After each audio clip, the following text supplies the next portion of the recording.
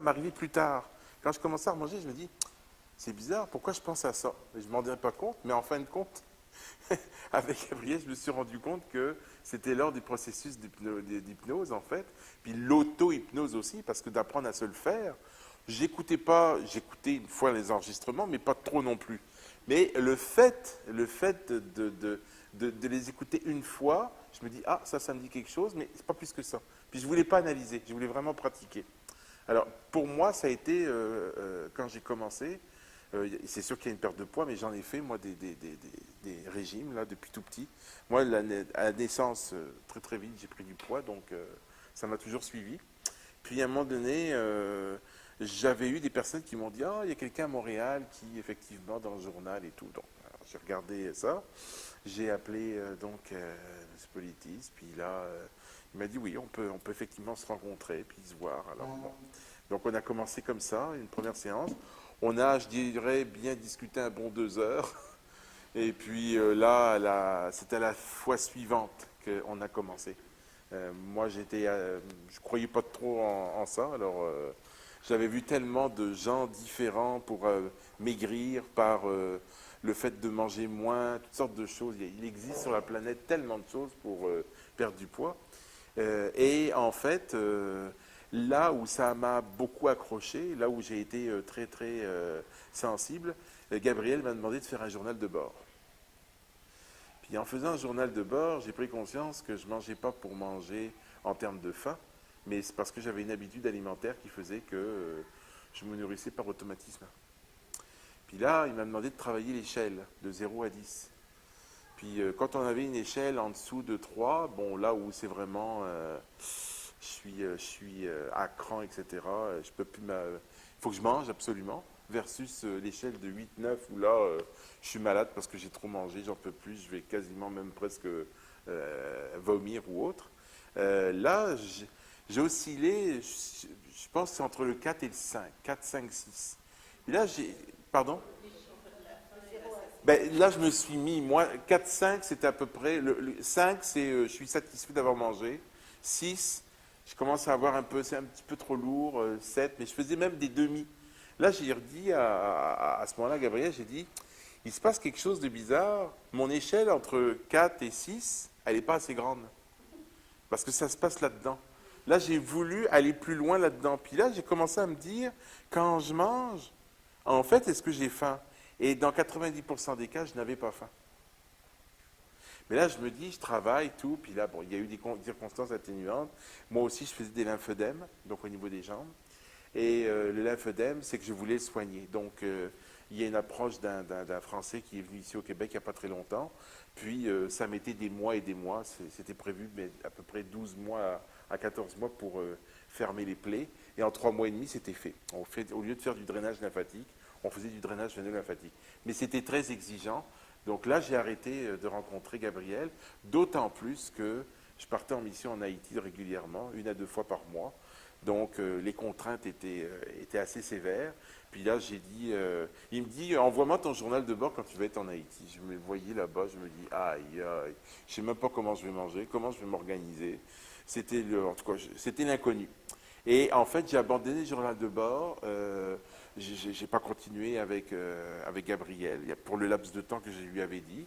Et là, je me suis rendu compte que là, quand il n'y a pas de suivi, ben, on retombe petit à petit là, dans les habitudes et puis ça reprend. Sauf qu'il y a des moments, j'ai plus le goût. Comme en ce moment-là, j'ai repris des études à l'université, je fais un doctorat, d'ailleurs sur l'obésité. Gabriel n'est même pas au courant, mais je lui avais pas en partie dit. Je travaille sur l'élaboration d'un programme d'accompagnement pour les adultes obèses en processus d'autonomisation. Donc je vais avoir besoin de toi à un moment donné, Gabriel, parce qu'on est en train de regarder toutes les avenues possibles parce que l'obésité, vous le savez, dans le monde, et particulièrement les États-Unis et le Canada. Les États-Unis, c'est le premier pays au monde, le Canada, le quatrième. Et j'ai regardé, là, des 2 pieds 9 et plus. Et dans certaines provinces, c'est 35,7% de la population qui est obèse. Donc, on est vraiment devant une situation dramatique, dans le sens où aux États-Unis, de 85 à maintenant, on est rendu dans 50% des États où il y a plus de 30% d'obèses pour les 2 pieds 9 et plus. Donc ça devient une gangrène, c'est d'ailleurs déclaré comme étant l'alimentation la première maladie qui déclenche les maladies actuellement aux États-Unis. Donc moi, au niveau de ma façon de le vivre, c'est comme si en fait en faisant ma thèse, je refaisais un peu ce que j'ai fait avec toi, c'est-à-dire que je me regarde fonctionner et je me dis oui, il y a des possibilités, parce que la chirurgie bariatrique c'est une chose, mais c'est une avenue, moi je dis qu'il faut vraiment que ça soit dernière limite, parce que les conséquences de la chirurgie bariatrique, il y a des effets secondaires, le cerveau ne reconnaît plus nécessairement, parce que soit on coupe l'estomac, ou on fait toutes sortes de choses, et là, le taux de suicide est assez élevé au bout des personnes, au bout de 5 ans et plus, on a des taux de suicide assez élevés, parce que les gens, ils ne peuvent plus manger comme avant, et donc il y a une... Alors je me dis, par l'auto-hypnose, c'est vraiment un plus, parce que on évite d'aller charcuter complètement le corps, parce qu'il y a des mémoires là-dedans, et puis je me dis, si on peut éviter de l'abîmer, ben, faisons-le de cette manière-là. Alors, moi, j'y crois parce qu'effectivement, donc, ça va être un des points sur lesquels on va retravailler. Je me suis mis un peu à dos aussi certains milieux médicaux parce qu'il y a quand même des programmes qui sont contre ça, mais en même temps, moi, je suis en train de dire que je l'ai vécu. Autre chose aussi, on voit à l'Université de Montréal, il y a on commence à prendre le patient comme un partenaire du médecin. Donc, c'est nouveau, ça fait réagir pas mal le milieu de la médecine. Mais on commence petit à petit à avoir, c'est sporadique, mais on commence à avoir des endroits où on se dit, il faudrait revoir quand même comment on traite l'humain. Il faudrait revoir les façons de faire, les façons de penser, nos paradigmes, parce que ce sont des paradigmes. Et quand on dit qu'il faut manger 3 fois par jour, il faut ceci, il faut cela, même je vous comprends très bien quand vous dites les calories, mais moi j'ai fait des régimes calories puis sans calories, c'est ceux avec qui j'avais pas de calories que je perdais le plus de poids. C'est-à-dire qu'il ne fallait pas compter là-dessus. Puis la balance, puis se mesurer éventuellement, mais on le voit tout de suite. Moi, un bon indicateur avec Gabriel, c'était son fauteuil. C'est d'un côté le fauteuil et les escaliers. Ah Parce oui. que je suis à un premier étage, oui. mais avec des marches quand même, à Outremont, assez élevées. C'est J'arrivais. l'état dans lequel mes clients, comme lui ou comme Cheryl, arrivent, qui est un excellent indicateur des progrès de la semaine ou des 2 dernières semaines. Et il est certain que quand je commence à travailler avec quelqu'un comme Benoît, c'est un tout autre processus que quand je commence à travailler avec quelqu'un comme Marcel, dont l'objectif était de 35 à 40 livres. On ne parle pas du tout de la même chose, même si au départ, encore une fois, il y a un certain nombre de séances génériques qui vont avoir lieu de toute façon avec chacun, entre autres le conseil d'administration dont il parlait. Pour vous qui êtes du métier, c'est le Parts Therapy, donc en anglais.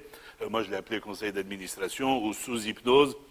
Vous réunissez toutes les parties d'une personnalité que nous pouvons avoir, que nous avons en fait tout un chacun, et vous négociez avec toutes ces parties d'entre vous l'objectif, ou comment parvenir à l'objectif. L'idée étant que ce qui nous conduit à outre-manger, émotionnellement parlant, est une partie de nous qui nous veut du bien, mais qui a, pour une raison ou pour une autre, mal saisi qu'est-ce qui est notre bien. Donc, qui pense qu'en mangeant plus, en mangeant beaucoup, en mangeant à tel moment, ça nous rend meilleurs, ça nous rend plus heureux, en meilleure forme. Et donc, sous hypnose, il s'agit de rééquilibrer, de réajuster le tir, de négocier, pour dire, toi qui croyais bien faire, bon, prends-toi peut-être quelques semaines de vacances, regarde faire, et puis on va en reparler. On va te donner d'autres moyens de compensation, etc. Ça peut paraître très obscur maintenant, mais chemin faisant, ce n'est certainement pas l'une des premières séances que ça se passe. Mais oui, c'est une négociation entre nous, entre les différentes parties de nous, pour arriver à obtenir un consensus pour aller dans le sens de cette image de soi, de ce futur soi, qui effectivement est très important dans tout le processus. Combien tu as perdu, Benoît? Je n'en sais rien. À un moment donné, je pense que c'était aux alentours, avec toi, pendant la période, ça a dû à peu près 25 livres. On a surtout fonctionné, et encore une fois, pour moi, indépendant, pour mes clients, c'est très différent. Pour moi, le poids est un chiffre qui ne signifie pas grand-chose. Parce que forcément, quand tu as changé de comportement, quand tu as appris à manger à ta faim, tu vas finir par les perdre ces livres-là qui sont en trop. Et je ne sais pas combien elles sont en trop. Donc, c'est certain qu'on a besoin d'un indicateur, qu'on est sur le bon chemin, que cette échelle de faim et de satiété correspond à quelque chose en ce moment, mais ce n'est vraiment pas l'indicateur de succès de la démarche en entier. On va te prendre ton micro, à moins que vous avez des questions encore pour le passer à Cheryl, parce que je dois surveiller l'heure, je ne veux pas vous garder trop longtemps. Mais pendant qu'on installe, they're going to put you the mic.